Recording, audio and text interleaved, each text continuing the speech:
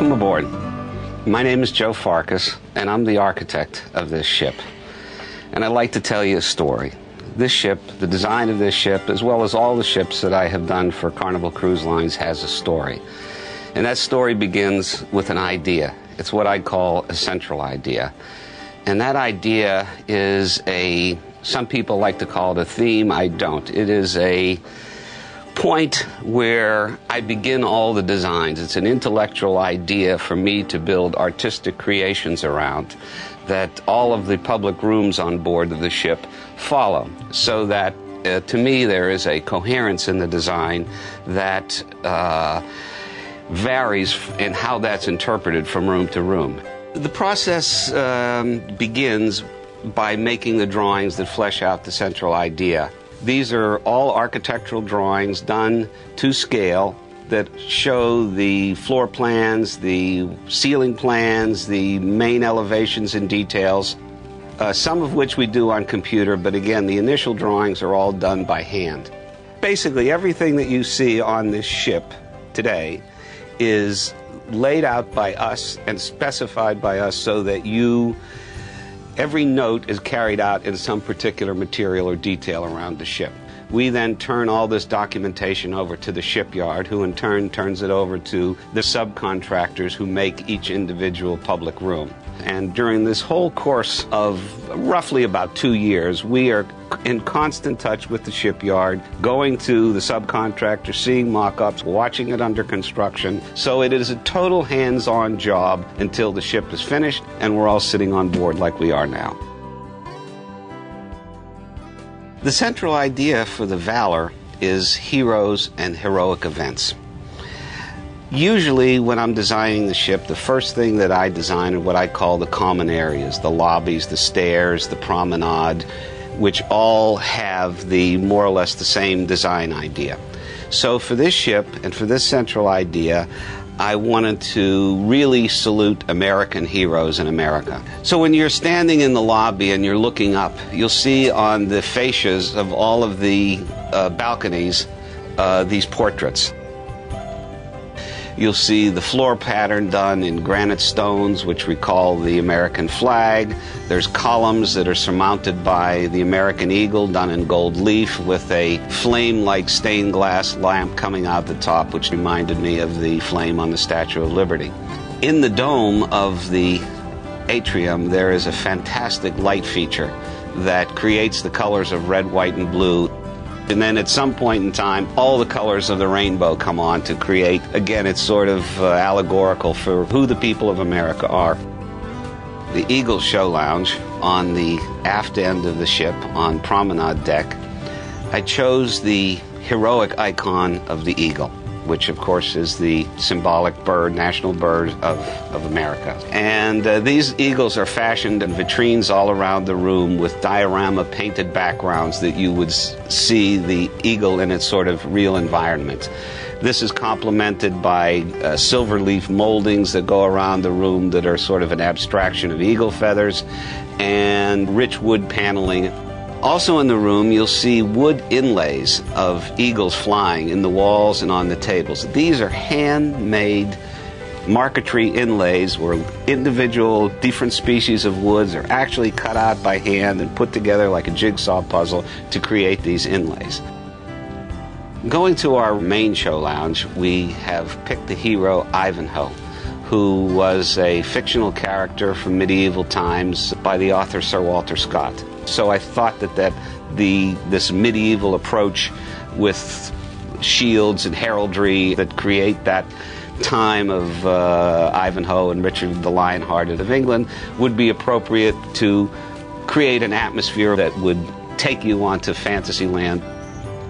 The Valor has two main restaurants on board, and I chose what I thought were the most significant of American heroes for these two rooms, George Washington and Abraham Lincoln. And what I tried to do here is to create a very contemporary version of a colonial or federal interior. So you see a lot of white, you see gold leaf, you see pink colors, which I associate with that period of time, enhanced by pink lighting.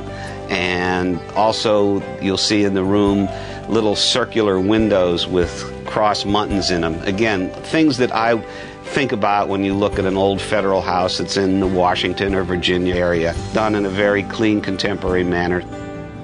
Our premium restaurant on board the ship is called Scarlet's. So I went back to fiction again for history and used the heroines of Gone with the Wind, Scarlett O'Hara. And the overall interior is antebellum from the Civil War period, and you see ionic columns and wood beams and glass beaded chandeliers. But on the dance floor itself is a mural painted behind a peristyle of Greek columns, and it's the ballroom scene from Gone with the Wind, where Rhett Butler, Clark Gable, is dancing with Scarlett O'Hara. The next restaurant is called Rosie's. It's our Lido restaurant, and the hero or heroine here is Rosie the Riveter, the symbolic heroine of World War II, of the women's workforce who went to work when men went to war. The room features this huge poster of a woman clenching her biceps and saying, "We can do it." And along with that era and that character, I decided to give the feeling of a diner that came popular in that period of time. So you see a lot of stainless steel. You'll also see artwork that is made by painting on ceramic tiles, and they're all of women who are in various roles during World War II.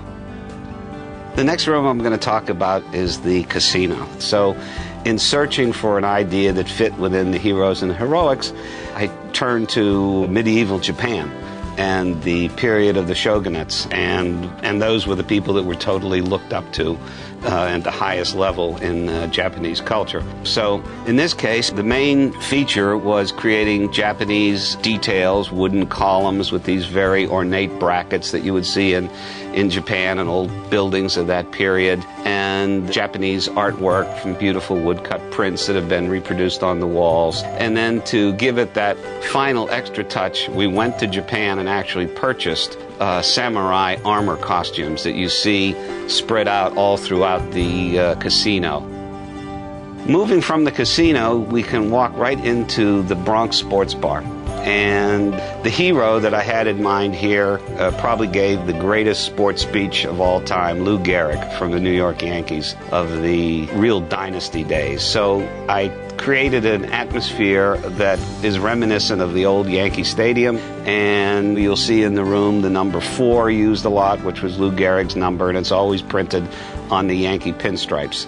The tables are fun, and the bar stools, which are sawed-off baseball bats that are the supports, and you have the filigree work from Yankee Stadium and the buntings of the American flags draping from the fretwork and so forth that creates the environment of Yankee Stadium.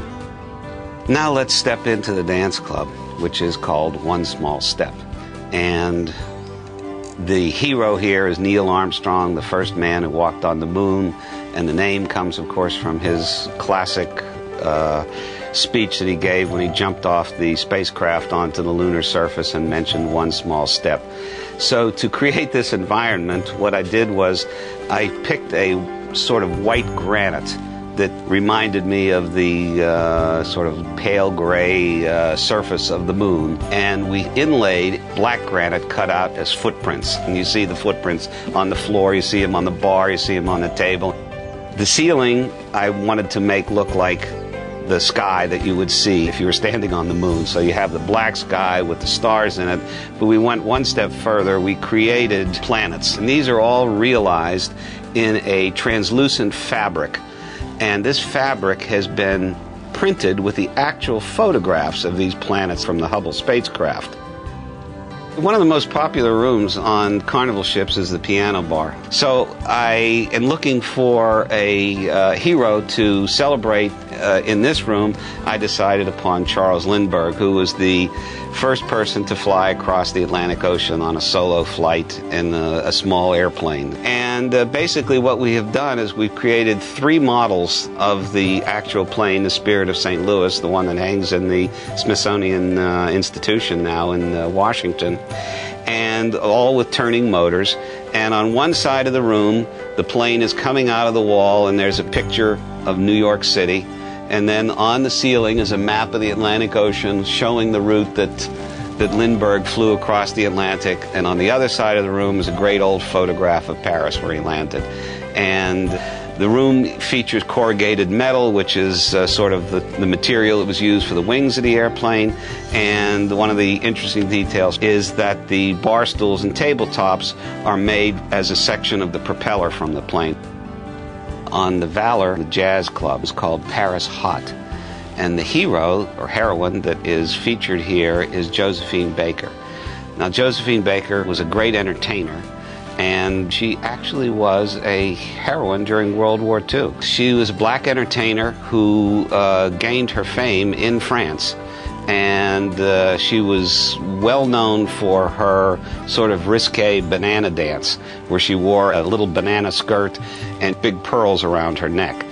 So I have created these statues of Josephine all around the room wearing her famous banana skirt. And then I carried through the rest of the design in sort of a sophisticated Art Deco design featuring pearlized paint ceilings. And then the tables themselves and bar stools are made like a stack of pearls.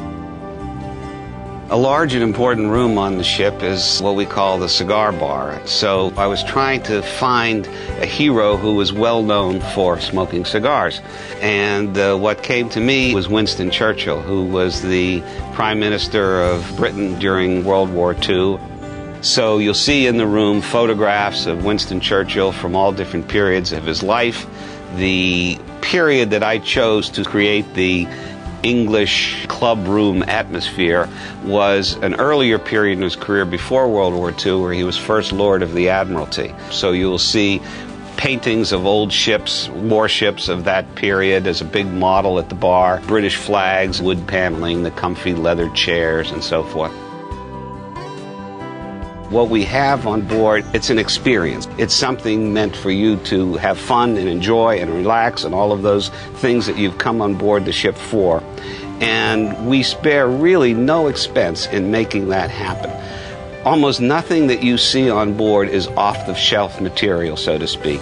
Everything follows the specifications that I mentioned, but they're all custom-made pieces. It's not a museum, but in a way it's like going to a museum because there is so much to see. And it will really enhance your cruise, I think, by making this a discovery process. My hope is that the environment in itself will engender this type of exploration and discovery process. Further, I hope by the end of the cruise you haven't really seen everything yet and you'll want to come back again.